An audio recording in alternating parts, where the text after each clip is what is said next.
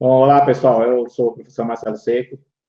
A gente vai falar um pouquinho hoje sobre contabilidade geral e sobre contabilidade pública, assuntos mais voltados para as provas de tribunal, tá?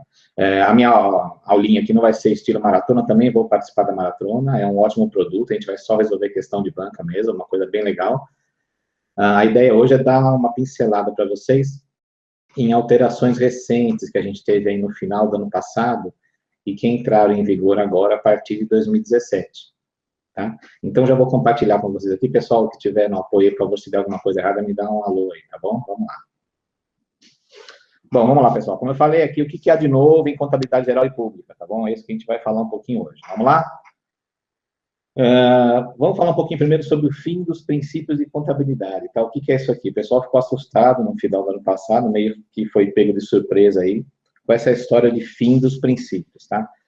Então, o que aconteceu? A gente está num processo aqui na contabilidade brasileira, desde 2008, 2009, que chama-se processo de convergência, tá? O que é isso? Nós temos as normas internacionais de contabilidade e o Brasil ouve por bem se juntar ao instituto que faz as normas internacionais, e a gente entrou, então, no processo de convergência. Convergência do quê? Convergência das normas brasileiras para as normas internacionais, ok?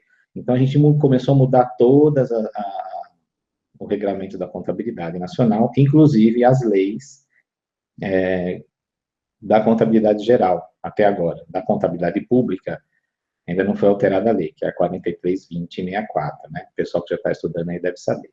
Mas vamos lá, com isso que aconteceu, lá em 2008, 2009, a gente teve a formação do CPC, Comitê de Pronunciamento Contábil, tá? Comitê de Pronunciamentos Contábeis. Ele foi responsável pelo processo de convergência. E começou a emitir várias normas chamadas de pronunciamentos, tá? Que a gente, no mundo da contabilidade, todo mundo fala que são os CPCs, então tem o CPC, que é o comitê, e tem os CPCs, que são os pronunciamentos do comitê, tá certo? E começou pelo CPC 00, que traz a estrutura conceitual básica, lá a contabilidade geral. E permaneceram os princípios de contabilidade, ok? Agora, lá em outubro de 2016, foi editada essa norma aqui, a Norma Brasileira de Contabilidade aplicada ao setor público, NBC-TSP. Isso aqui é o seguinte, Norma Brasileira de Contabilidade, norma técnica, setor público, tá? E ela não tem número, ela chama-se estrutura conceitual, tudo bem? E é dela que a gente vai falar. Por quê? Essa norma lá foi publicada em outubro e ela revogou essas duas resoluções aqui, ó, 750 e 1010. Resoluções da onde? Resoluções do CFC, Conselho Federal de Contabilidade. Para a gente entender um pouquinho melhor, o CPC é um órgão, praticamente podia-se dizer que é um órgão doutrinário, ele não tem função legal, ok? Então, o que ele faz? Ele emite os pronunciamentos, aí vem o CFC e emite uma resolução. São as resoluções que dão valor aos pronunciamentos, que dão valor legal, ok? Então, todo pronunciamento, professor, o pronunciamento não tem valor legal. Tem, o pronunciamento não tem. Mas existe uma resolução do CFC que é idêntica, é igualzinha, tá? E ela tem valor legal. Enfim, essas duas aqui nem são originadas em CPC, tá? Mas elas que tratavam dos princípios e foram revogadas por essa norma aqui, tá? Ok? Então, não existe mais princípios? Não. Os enunciados, olha aqui, ó, o enunciado do princípio, né? Deixou de fazer parte do arcabouço normativo, não está mais lá. Não existe mais uma norma, não existe mais uma resolução do CFC dizendo quais são os princípios. Mas o que acontece? A essência dos princípios continua a existir. E onde? No CPC 00 e na NBC-TSP-EC. Vamos chamar de NBC 00, tá? Para facilitar. Ela é a estrutura conceitual da contabilidade pública, ok?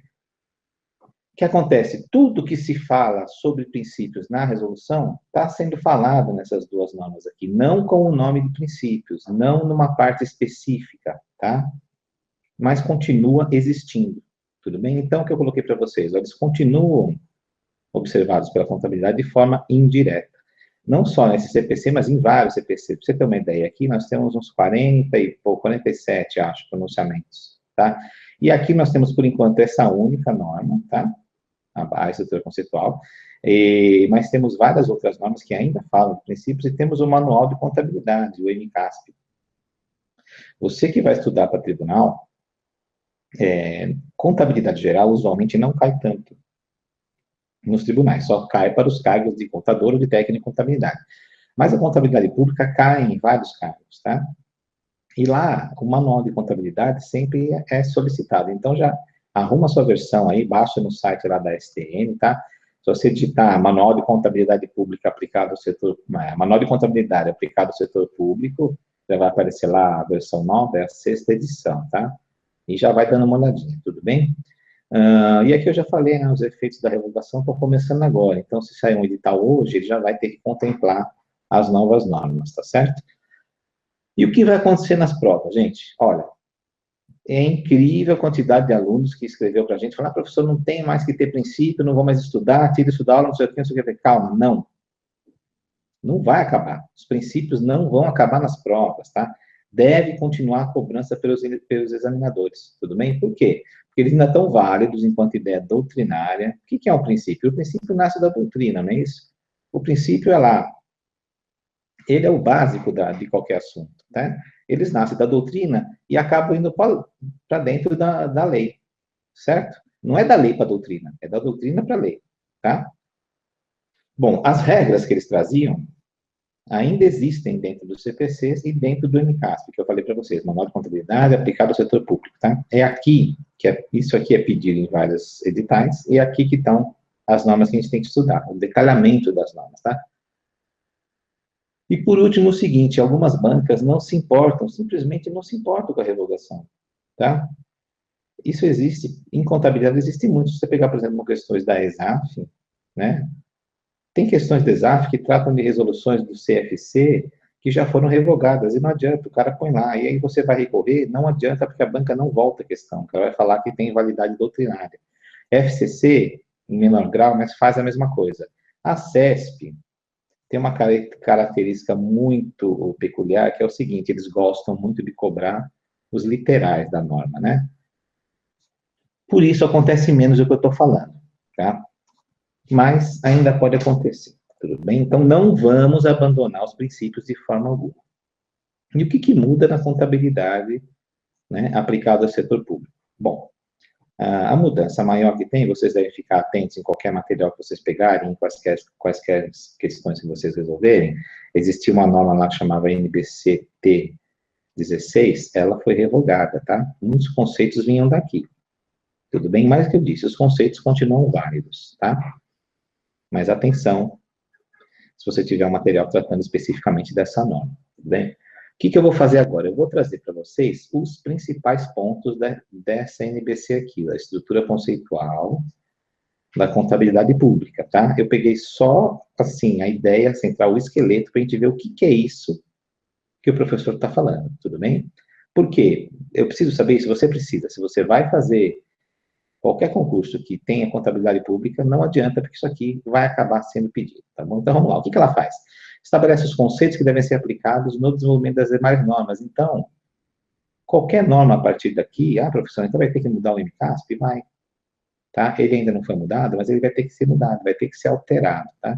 Isso aqui demora um pouquinho, eles são meio lentos, porque tem um comitê que avalia tudo, é aberto para sugestão pública, é uma coisa bem transparente. Então, vai demorar, mas eles vão acabar mudando, tá? Mas o examinador pode ser mais rápido, ele pode não... A gente está agora num mundo meio do limbo, assim, né? Entre o quê? Entre isso aqui e isso aqui. Porque as duas normas existem, as duas normas estão em vigor, as duas podem ser solicitadas e tem muita coisa diferente daqui para cá, tudo bem? Enfim, todas as normas daqui para frente, inclusive as editadas pelo CFC, vão ter que obedecer a CNBC, tudo bem? Além disso, conceitos são aplicáveis à elaboração e divulgação formal esse nomezão aqui, ó, Relatórios Contábeis de Propósito Geral das Entidades do Setor Público, RCPG. O que é isso aqui, gente? Isso aqui é o que eu chamo nas aulas de DCs, tá? Para facilitar a vida da gente. Demonstrações contábeis, tá?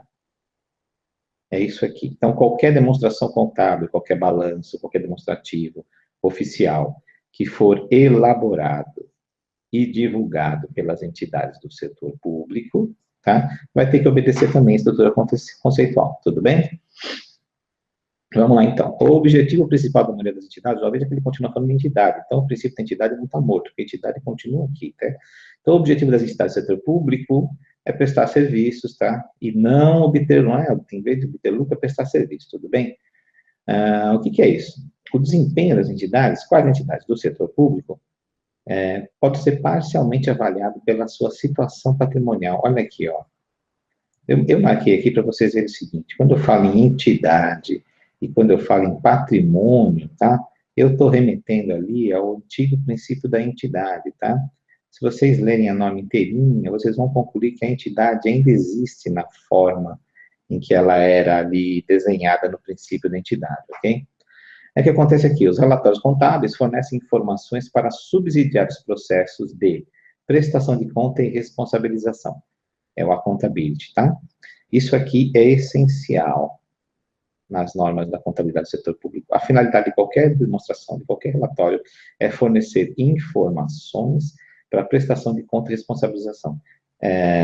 Toda a estrutura conceitual da contabilidade pública foi construída em cima disso aqui, tá bom? Permitir ao cidadão que ele seja responsabilizado, que ele cobre a responsabilização do administrador e a prestação de conta. Aí você vai falar lá na norma antiga, que foi revogada, se vocês já estudaram, por exemplo, a NBC T16, a gente tinha um negócio que era a instrumentalização, nome feio, do controle social, certo? Então, isso aqui foi revogado, mas não morreu, está aqui, ó. O que era a instrumentalização do controle social, que a norma tanto falava e que as questões tanto pediam? Ele diz que a contabilidade pública, né, a CASP, gente, eu chamo de CASP sempre, ó, contabilidade pública, contabilidade aplicada ao setor público, tá? Contabilidade pública. A norma dizia que um dos objetivos da CASP era fornecer meios de instrumentalização do controle social, quer dizer, oferecer ferramentas para o controle social, ferramentas para cobrança de prestação de contas, para cobrança de responsabilização. Tudo bem? Então, mais uma coisa aqui que está viva dentro da norma, tá? E o que você quer saber quando você quer prestar contas e responsabilizar? É isso aqui que a entidade vai ter que informar lá nos seus relatórios contábeis de propósito geral, suas demonstrações contábeis, tá? Se a entidade prestou serviço de maneira eficiente e eficaz, tá? O usuário, analisando aquilo ali, vai ter que tirar essa informação. Ah, professor, mas eu olho um balanço e não consigo saber. Então, está errado o balanço. Agora o balanço vai ter que ser diferente. O balanço vai ter que permitir que você saiba disso, tá? Quais são os recursos atualmente disponíveis para gasto futuro? Quer dizer, o que eu tenho de recurso ali dentro? As demonstrações têm que te dar essa informação. Será que a carga tributária que está planejada aí vai ser adequada, não é adequada, está alta, está baixa? Isso você vai ter que poder analisar ali. Qual a capacidade da entidade de prestar serviço? Melhorou ou piorou em relação ao que estava lá, né? Como vai ser no futuro? Olha aqui, ó, capacidade da entidade. De novo aqui a entidade, tá? Entidade como sendo aquela coisa, aquele conceito que gere um patrimônio, tá? Toda entidade atua na gestão do patrimônio, ok? Mais um pouco aqui, ó. Esse trechinho tá lá, tá logo no comecinho, nas formações iniciais da NBCT, SPC, né, da estrutura conceitual, e ele faz aqui um resgate de quem? Do princípio da competência, do regime de competência. Então, ele diz que, ó, a elaboração e a divulgação dos relatórios devem ser com base no regime de competência, ok? Então, olha aqui, acabou o regime de competência? Claro que não. Isso aqui é o regime de competência, que é baseado no princípio da competência. Bom, para quem não sabe, competência, não vou entrar em detalhe, que não é o seu objetivo, tá? Mas a gente tem aqui, na contabilidade nacional, aplica-se o regime de competência, tá? Agora, isso aqui é na contabilidade societária, tá? Ou geral, regime de competência, tudo bem? Na contabilidade pública, na CASP, eu tenho regime misto, caixa e competência. Ah, professor, acabou de falar que a competência já vem com caixa, calma, né? O regime de caixa eu aplico no aspecto orçamentário, tá? A letra do professor é horrível, vamos lá. Aspecto orçamentário, tudo bem? E o regime de competência eu aplico no aspecto patrimonial, certo? Vamos lá. Então, aqui, ó. Regime de competência, contabilidade societária geral, famosa lei 640476, tá? Eu aplico o regime de competência, tudo bem? Isso está em tudo quanto é norma, está na própria lei, está no CPC 00, então não morreu o princípio da competência para a contabilidade geral, tudo bem?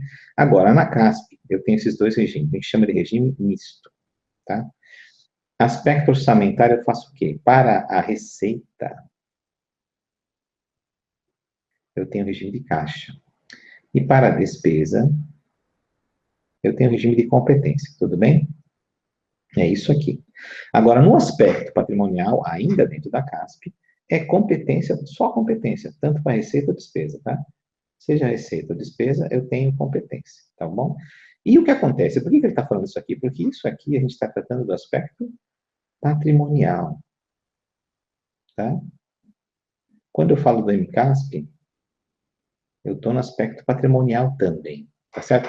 Quem que trata do aspecto orçamentário? É a Lei 4320/64. E por que eu não posso abandonar o regime de caixa? Porque está na lei. E ninguém quer mudar isso, porque o regime de caixa é necessário para o reconhecimento de caixa no aspecto orçamentário. Por quê? Só é caixa, só pode ser utilizado para gastar o dinheiro que já entrou, que já está no caixa, que já foi efetivamente recebido. E é isso que os regimes dizem, voltando lá no comecinho da digressão que eu abri aqui. O regime de caixa, ele implica o seguinte, ele implica que os recebimentos e os pagamentos sejam feitos e reconhecidos no momento em que ocorrem. E o regime de competência, ele diz que as receitas e despesas devem ser reconhecidas de acordo com o momento do fato gerador. Então, por exemplo, aqui, regime de caixa, um exemplo rápido. Paguei um aluguel hoje, e o aluguel é do mês de outubro do ano passado, tá? No regime de caixa, eu reconheço ele aqui, porque eu só paguei hoje. Competência, paguei um aluguel hoje, o aluguel é de outubro do ano passado. Ele já vai estar reconhecido desde outubro. Hoje que eu paguei, eu só reconheço a saída do dinheiro, tudo bem? Mas não é esse aqui, é só para vocês terem uma ideia do que eu estou falando, não é esse o nosso objetivo, ok? Vamos lá. Aqui ele fala sobre a prestação de contas, tá? Aproveite seus recursos, mesmo com os que dependam deles, para que os serviços sejam prestados. Então, todo mundo tem direito de exigir a prestação de contas, tudo bem? E o atendimento às obrigações relacionadas à prestação de conta e à contabilidade requer fornecimento de informações, tá? Informações sobre gestão de recursos da entidade, tudo bem? E com a finalidade de prestação de serviço aos cidadãos, papapá, bem como a sua adequação à legislação, regulamentação ou outra norma que disponha, enfim. O que essa NBCT-SP, estrutura conceitual, vai falar muito para a gente? De novo, prestação de contas, responsabilização e informações. E a gente vai ver que geração de informações úteis, tá? Não é informação porcaria, é informação útil, tudo bem? É isso que a norma quer fazer, tá bom? E vamos entrar aqui, então, numa parte que é muito importante e você pode ter certeza, ó, vou marcar esse slide aqui para vocês, pode, se for fazer prova de contabilidade, seja geral ou pública, pode imprimir ele e andar com ele embaixo do braço, tá? Tem muita questão sobre isso. Antes, isso aqui antes valia só para CPC 00, contabilidade geral. Agora também está na estrutura conceitual da CASP, tá?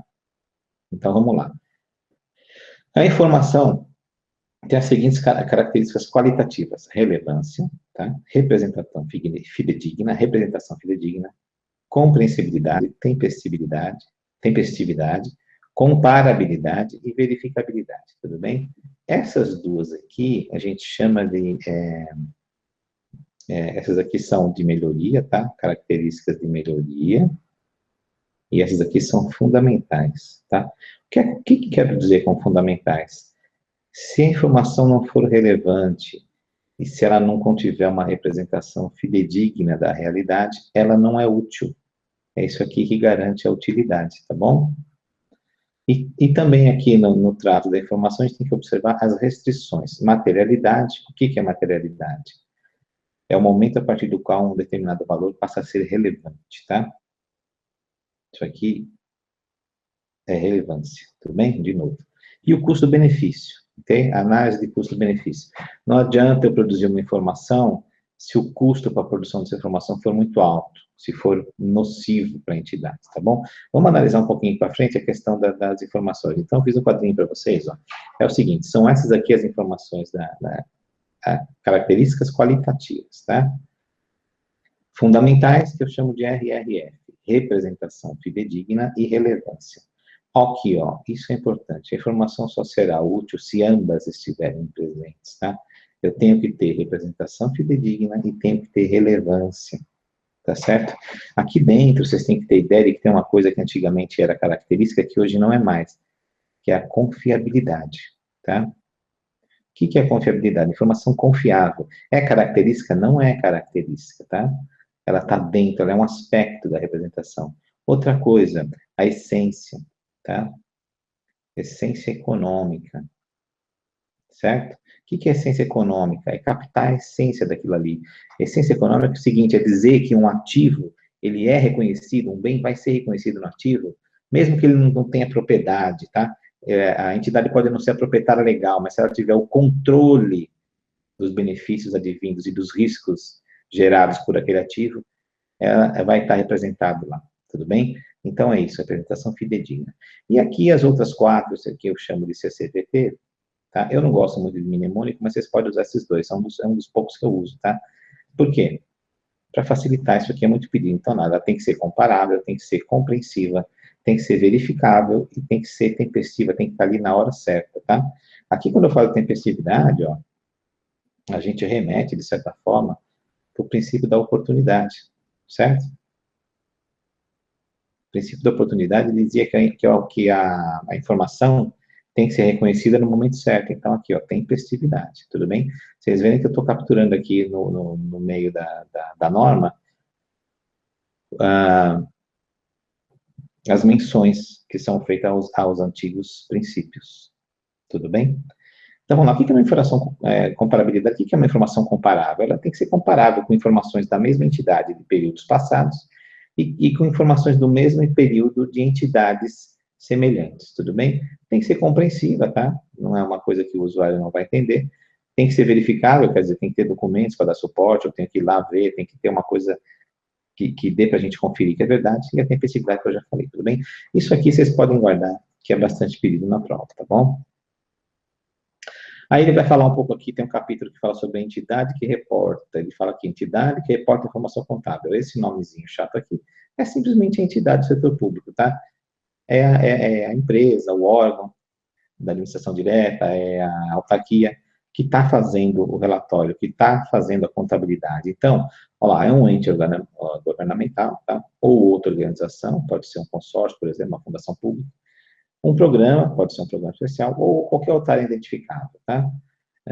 Que doravante vai ser referida como entidade. De novo aqui, tudo bem? Que elabora os relatórios contábeis.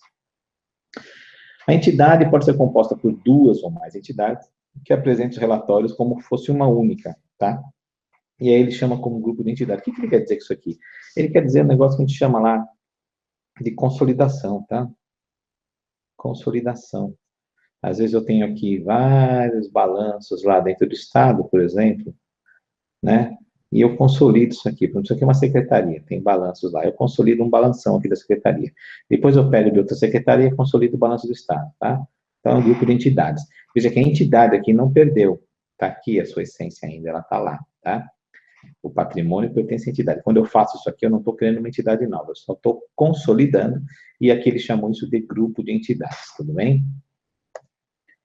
Vamos lá. Aí o que acontece? Isso aqui já é conhecido antigo nosso, né? Sempre foi assim, tá? Aqui com outros nomes, mas sempre existiu.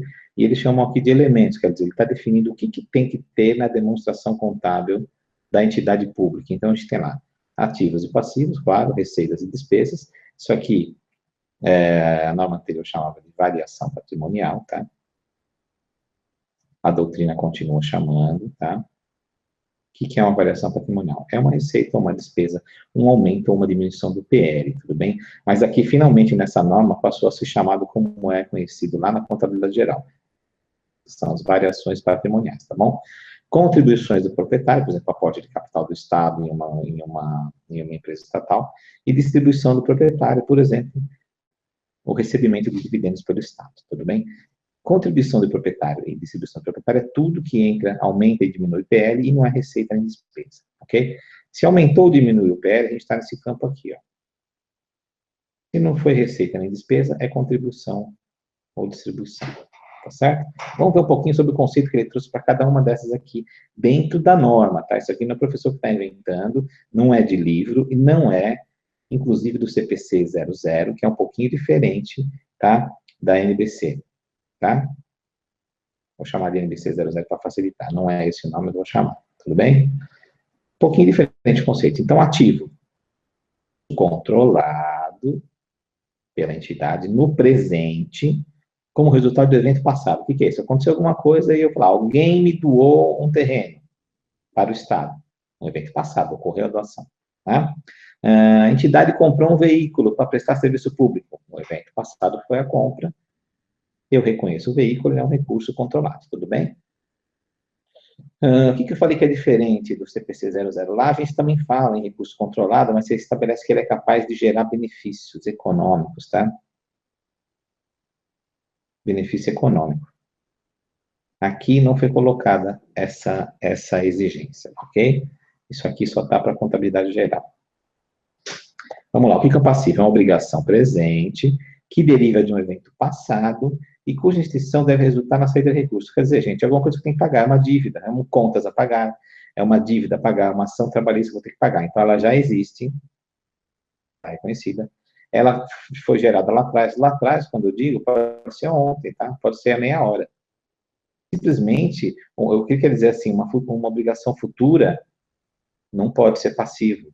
Uma obrigação que vai ser gerada num evento futuro não pode ser passivo, tudo bem? E para pagar isso aqui, eu vou precisar de sair da recurso. Ah, professor, e as provisões? Né? Provisão. A provisão tem lá uns requisitos para reconhecimento, que ela vem de evento passado, tá? E eu já reconheço ela como obrigação, porque eu tenho grande chance de saída de recurso. Tudo bem? Então, ela é mensurável, ela tem probabilidade, então já está reconhecida, tá? Vai precisar de dinheiro para pagar uma provisão? Pode ser. Aqui eu não tenho certeza, aqui eu tenho probabilidade, tá?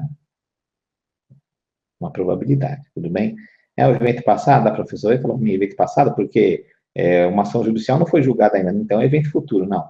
Ela não foi julgada, mas ela está com base em alguma coisa que aconteceu lá atrás, tá? Só para dar aqui o ganchinho das provisões, tá?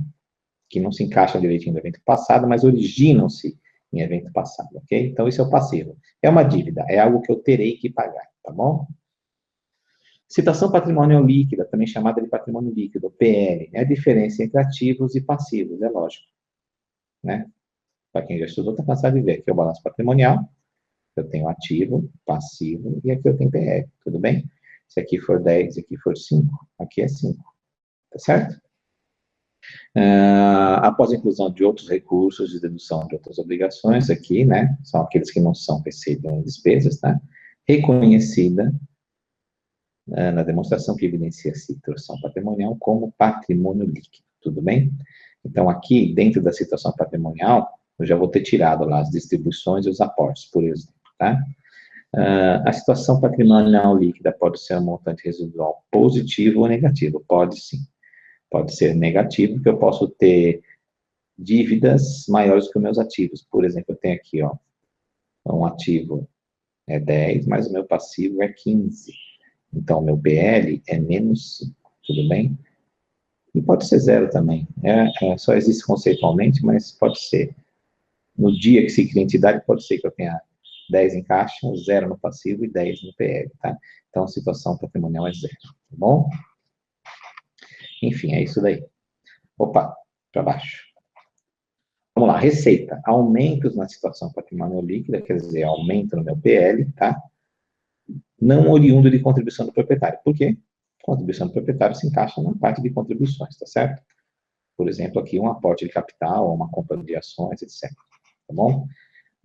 Então, receita a gente já sabe, né? Aquele conceito tradicional. Se aumentou o PL, eu tenho uma receita. Da mesma forma, se diminuiu o PL, eu tenho uma despesa. Opa, ficou feio, o professor esqueceu aqui, o mouse me sacaneou, vamos embora. Bom, elas não são oriundas também das distribuições aos proprietários, tá bom? O que é, então, contribuição do proprietário? Entrada de recursos para a entidade a título de contribuição de partes externas, tá? É isso aí que acontece, estabelece ou aumenta a participação. Então, por exemplo, o Estado tem lá e ele tem a participação lá de X numa entidade, ele vai por dinheiro lá, tem 50%, né? Vai por mais 10, vai ficar com 60% ali, vai ficar o controlador, tá certo? Aí, uma entidade que é totalmente do Estado, o Estado resolve abrir o capital, vai virar uma SA. Alguém vai lá e vai comprar ações, pessoal aqui de fora, público, certo? Vai comprar ações, isso aqui também é uma contribuição de parte externa, tá bom? E a distribuição é distribuição a partes externas. Aquele pessoal lá que comprou ações vai receber dividendos, por exemplo, tá? Por exemplo. Ou vai vender as ações, tá certo? Vai vender as ações. Ou vai diminuir, o Estado diminui a participação, tudo bem? Da entidade voltando para quem investiu nela, tá? E no final disso tem um elemento que esse aqui não tem no CPC 00, tá? Esse aqui é só da contabilidade pública, é o superávit ou déficit, tá? Lá a gente chama de resultado, tudo bem? Aqui em alguns momentos também vai aparecer como resultado. É a diferença entre receitas e despesas que estão lá nas demonstrações. Ele vai evidenciar o quê? O desempenho da entidade no setor público. O desempenho aqui, ó, só do ponto de vista econômico, tá? Não é o desempenho do ponto de vista social, tá? Não é a efetividade do serviço público, é só receita e despesa, tá? É só do ponto de vista da eficiência, né? Que vocês sabem que a gente tem eficiência, né? Eficiência, a eficácia e a efetividade, né? Exato, adoro isso aqui, FCC também.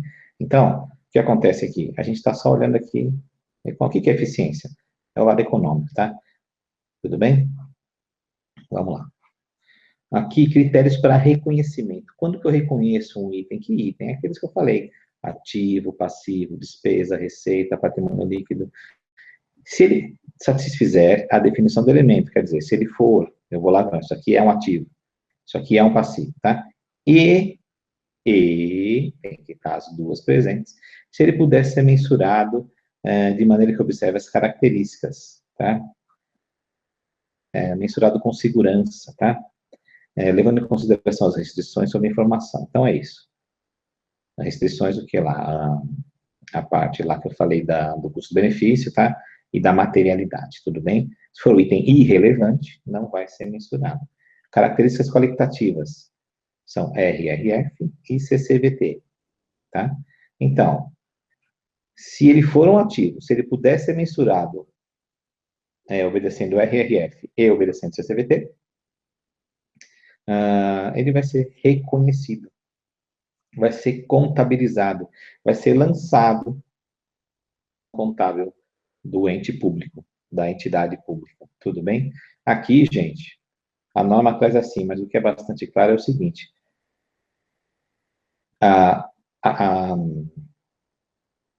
o reconhecimento, a informação útil requer isso aqui, ó, relevância e representação fidedigna. Isso aqui só agrega valor, tá? Não é condição essencial, tudo bem?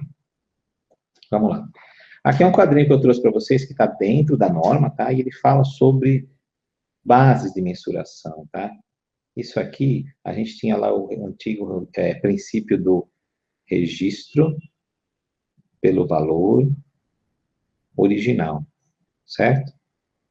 Que trazia uma tabela muito parecida com essa. Então, está aqui mais um princípio vivo aqui dentro da norma, tudo bem? O que é base de mensuração? Como que eu faço para mensurar? Aqui, no caso, eu peguei só, isso aqui é dos ativos, tá? Depois tem um que é para os passivos, tudo bem? Então, o custo histórico, tá? É aquele custo que eu paguei, é um custo considerado de entrada, porque é o momento que ele está entrando, aquele custo só vale no momento da aquisição, por exemplo, tá? O que é aqui observável ou não? As normas tratam muito isso. Então, esse aqui geralmente é observável, ou seja, ele pode ser visto no mercado, tá bom? Eu consigo lá e ver na nota fiscal, por exemplo, quanto que ele está. É específico ou não para entidade? Isso aqui também as normas vão pedir para a gente informar a partir de agora. Já existe isso aqui lá nos CPCs que falam de valor justo. Então, esse aqui é um custo da entidade, tá? Aqui, normalmente, a gente tem o quê? Entidade, o valor da entidade ou valor de mercado, tá? Aqui, se é um valor de entrada ou saída, aqui se é observável ou não, tudo bem?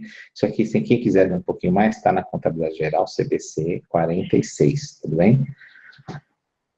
E também está aqui na NBCT, SP, estrutura conceitual, tudo bem?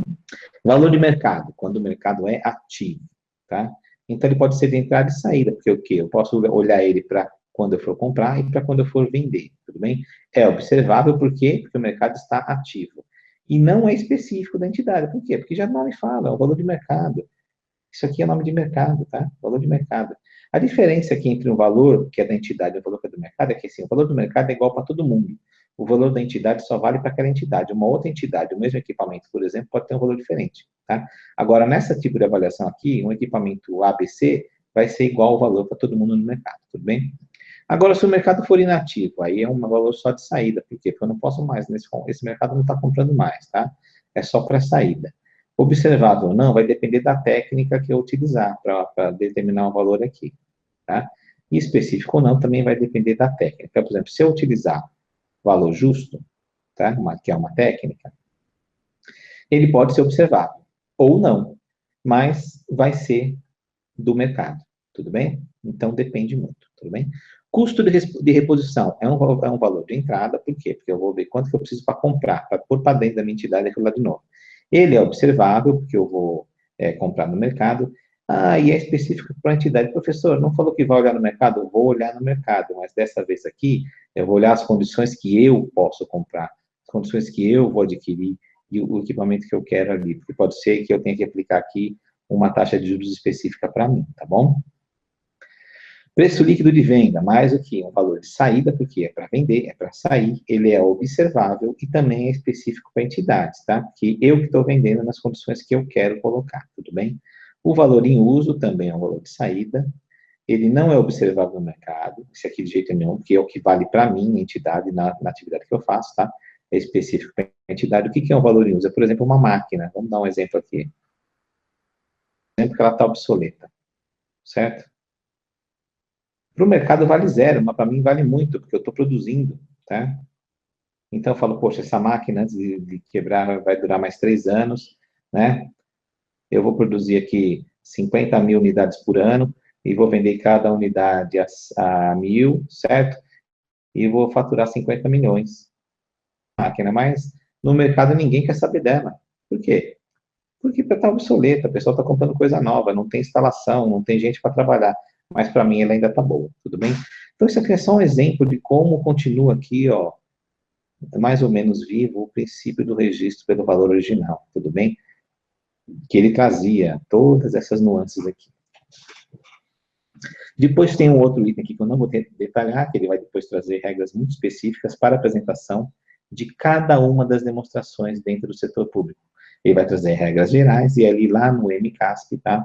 A gente tem as regras específicas para construir cada uma das demonstrações, ok? Vamos lá, agora a gente falou ali sobre NBCT SP00, tá? Aqui eu vou falar para vocês sobre o MCASP sexta edição. É novo, tá? É a última edição que a gente tem. Já começou a ser explorado em algumas provas e está em vigor a partir de 2016. Tudo bem? Vamos lá. Ainda não reflete as alterações da NBC. Esse 1 não existe. Professor foi pego aqui de gaiato no navio. Tudo bem? Então, o que acontece? O que eu falei para vocês? O manual de contabilidade, ó, para começar, sempre é pedido nas provas, mas ainda não reflete as alterações, tudo bem? Então, aqui dentro, ainda tem uma parte que fala dos princípios. Ó, coloquei aqui, ó, ele ainda traz o texto dos princípios, aquela parte do texto dos princípios que diz como eles devem ser encarados quando estivermos falando de entidades públicas, tá bom? E tem um outro senão aqui, ele ainda não reflete as alterações da classificação da receita. Isso aqui é importante para quem estuda contabilidade pública, tá? É um objeto muito visado. Eu digo que é objeto de desejo dos coleguinhas examinadores. Essa portaria aqui, ó, alterou a classificação da receita, mas ainda não está no MCASP. Então, gente, vai estudar contabilidade pública, vai ter que ver toda essa porcaria aqui, ó. Aqui, vai ter que ver isso e vai ter que ver isso. E onde é que você vai encontrar aqui? Lá no ponto, tá? Nas nossas aulas, pegar o curso lá de contabilidade do professor Marcelo, e se fizer também a maratona com a gente, vai saber de tudo que está acontecendo, tá certo? Cuidado, gente, eu sei que cada um tem que estudar, tem que se virar como pode, tem que fazer uma cuidado. A pior coisa que pode existir para quem está estudando é material desatualizado, tá? Isso aqui é uma pedra no seu sapato, toma muito cuidado, tudo bem? Vamos lá. O que mudou, então, no MCASP, tá? Eu trouxe aqui uma relação dos principais itens, não vamos falar por um, sei se você tem que estudar ou pegar a sua versãozinha do manual lá, baixa no site da STN e vai vendo. Por exemplo, classificação da receita mudou, mas ainda não está no MCASP, tudo bem? Só para vocês não esquecerem. Alteração do tratamento da DEF, o que é isso aqui? Despesa de exercício anterior, tá? Isso aqui não se confunde com o resto a pagar, é diferente de resto a pagar, tá? Todo mundo cai nessa pegadinha aqui. E agora ficou mais complexo dentro do manual, tem um capítulozinho lá inserido sobre isso, tá? Acabou o negócio que chama-se lançamento contábil padronizado e conjunto de lançamento. Cair em prova também, não tem mais. Não tem mais, acabou isso aqui, graças a Deus. Não tem mais que mexer a paciência da gente. Mudança no controle do atributo FP. O que é isso aqui? Financeiro patrimonial, tá? Mudou a forma de controle, está mais detalhada, certo? Criação do crédito empenhado em liquidação, um estágio aqui. Esse estágio existia informalmente, agora ele está lá no manual, tá? Existe. Crédito em liquidação. Regras de integridade para os lançamentos. Foram criadas algumas regras dentro do plano de contas lá, que o débito seja igual a crédito, que os lançamentos sejam feitos dentro dos sistemas correspondentes, etc. e tal, tá? Aí mudaram as estruturas de 3 grandes demonstrações aqui, o balanço orçamentário, o balanço financeiro, tá? Aqui nós temos 2 formas agora de apurar o resultado, tá? O resultado financeiro. Antes já existia, mas não estava no manual, tá? Isso aqui mudou a estrutura, e a DVP também mudou a estrutura, e agora temos 2 DVPs para facilitar a nossa vida. Era uma chata, agora são 2 mais chatas ainda, sintética e analítica, tudo bem? A sintética é molezinha, mas o examinador vai encher o nosso saco com a analítica, pode ter certeza. E, importante, todas as demonstrações contábeis, que são relatórios contábeis de propósito geral, todas elas têm uma coluninha para notas explicativas, tudo bem? Isso são novidades, tá bom? Podem ser exploradas também, dependendo de quem vai fazer a prova, tá? Vamos ver umas questões, ver se dá tempo rapidinho para a gente passar por algumas questões aqui, tá? Eu trouxe algumas questões sobre princípios, só para a gente ver como que estava sendo cobrado, como que as bancas gostam e o que a gente vai ter que fazer agora. Provavelmente não vai cair mais desse jeito, mas, por exemplo, aqui, ó, CESP 2016, DPO. A respeito dos eventos da ciência contábil, de acordo com o princípio da prudência, tá? Presume-se cautela para evitar que o grau variável das incertezas contribua para diminuir a confiabilidade do processo de mensuração, tá? E de apresentação dos controles estruturados contra fraudes e registros. Bom, o que a gente vai fazer com isso daqui?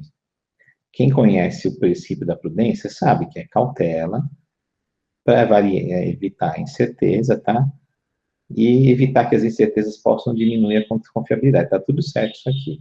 Mas essa parte aqui, ó, tá errada, tá? Porque não tem nada, prudência não tem nada a ver com controle de fraude, tá? Controle de fraude é uma outra coisa, é uma área da auditoria, é uma área feita pela auditoria interna da entidade.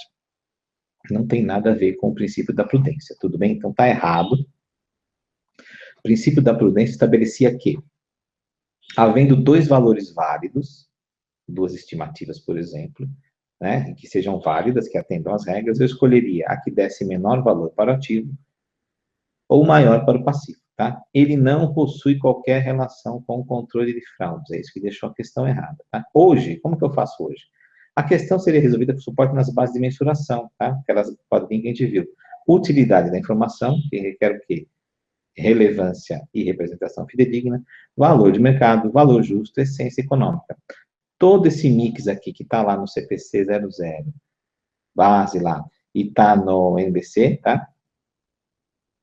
SP. Tudo isso aqui, a gente resolveria a questão da mensuração, que é do que tratava basicamente o princípio da prudência, ok? Vamos ver mais uma? Claro, professor, vai ser pedido hoje com o princípio da prudência? Talvez não. mas veja que a banca gosta desse assunto, sempre gostou, e ela pode falar em incertezas, tá? Ela pode falar em incertezas, ela pode falar em confiabilidade, ela pode falar em como que eu faço para escolher entre dois valores, e eu vou matar com base na estrutura conceitual, ok? Mais uma aqui, ó. Ajustados os valores dos componentes, é possível reconhecer efeitos do poder aquisitivo nacional. Isso aqui é efeitos da inflação, né? Então vai. Se o ente público utiliza um índice de inflação acumulado em determinado período para corrigir a expressão formal do valor dos seus componentes, então esse ente reconhece contabilmente uma nova avaliação, de modo a atender o princípio do registro pelo valor original. Bom, isso aqui já estava errado antes e continua errado hoje. Por exemplo, posso fazer, reconhecer a correção monetária? Posso, mas se é uma nova avaliação, não é, tá? Correção monetária é correção monetária, não é nova avaliação. É só uma correção da expressão formal do valor original, tudo bem?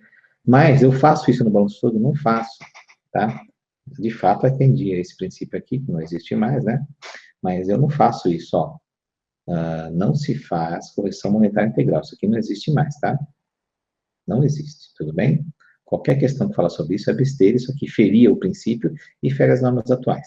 Correção monetária não é uma avaliação nova, não era, ainda vai continuar não sendo, tá? Estava no princípio do registro pelo valor original, como eu disse, e hoje, sem os princípios, a gente resolvia pelas bases de mensuração, aquele quadro que eu mostrei, pela essência econômica da transação, pelo valor do mercado, valor justo, e por aí vai, tudo bem? Você vê que as novas normas abriram um leque imenso para avaliação, tá? Mas tudo isso aqui converge para buscar o quê? A essência, tá? Você tem que olhar sempre com os seguintes olhos. Será que isso que está sendo dito aqui no texto da questão, será que essa regra que estão me mostrando, ela está fazendo com que eu pegue o melhor valor possível? Tá? A essência econômica, tá? Toda essa tralha que a gente está falando aqui, toda essa questão aqui de novas normas, lembra que eu falei no começo do processo de convergência, parte de um princípio que nem era princípio contábil no Brasil, mas ele é aceito e está lá desde a formação do Comitê de Pronunciamentos Contábeis, do CPC, chama-se primazia, ou alguns falam em prevalência, tá? Da essência sobre a forma. Certo?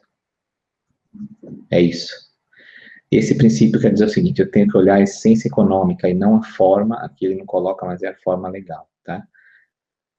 Eu tenho que olhar a essência econômica e ela vai prevalecer sobre a forma econômica de cada transação. Forma legal, desculpe. Quem quiser saber um pouquinho mais com isso, procura lá nos artigos do Ponto, tem um artigo meu que explica direitinho o que é isso daqui. Tá bom?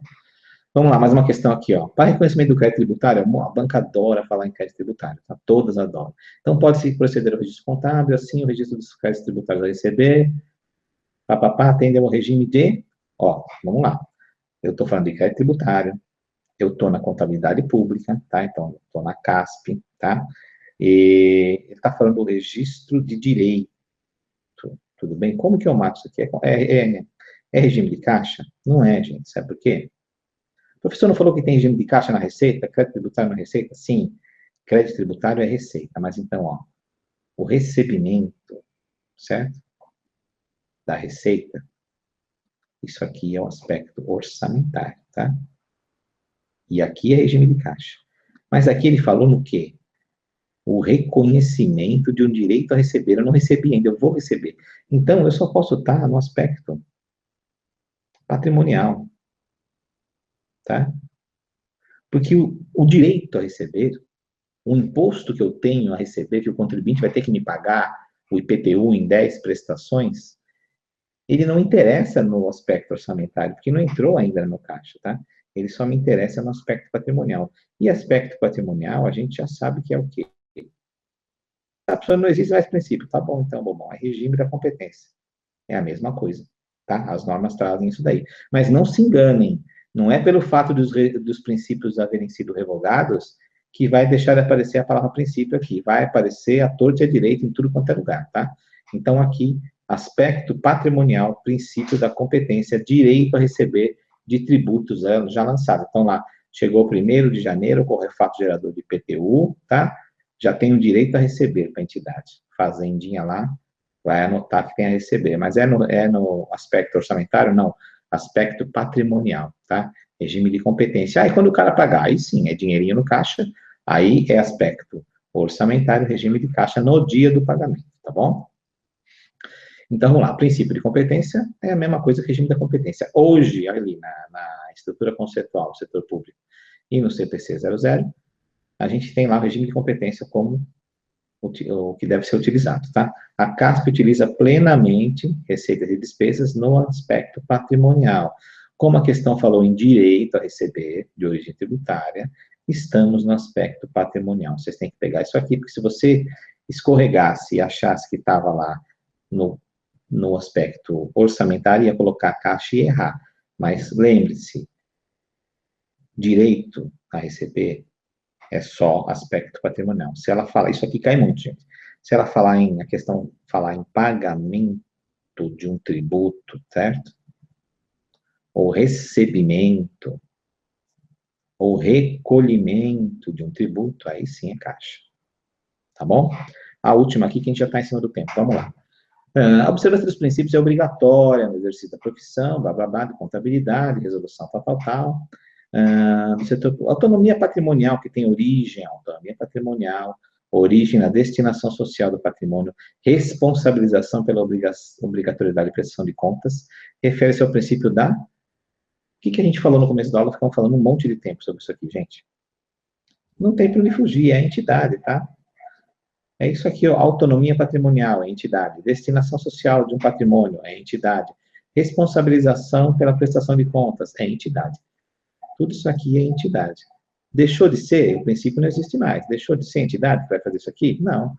Ainda é entidade, gente. Olha lá. O princípio de entidade, da entidade voltada para o setor público dizia o seguinte, ó, autonomia patrimonial, que tem origem na destinação social do patrimônio, e a responsabilização pela obrigatoriedade da prestação de conta são características de uma entidade. Hoje, que não tem mais princípio, a NBC-TSP, estrutura conceitual, fala sobre controle patrimonial, transparência, accountability, ou seja, responsabilização e obrigação de prestação de contas. Aqui não é C, é D, tá?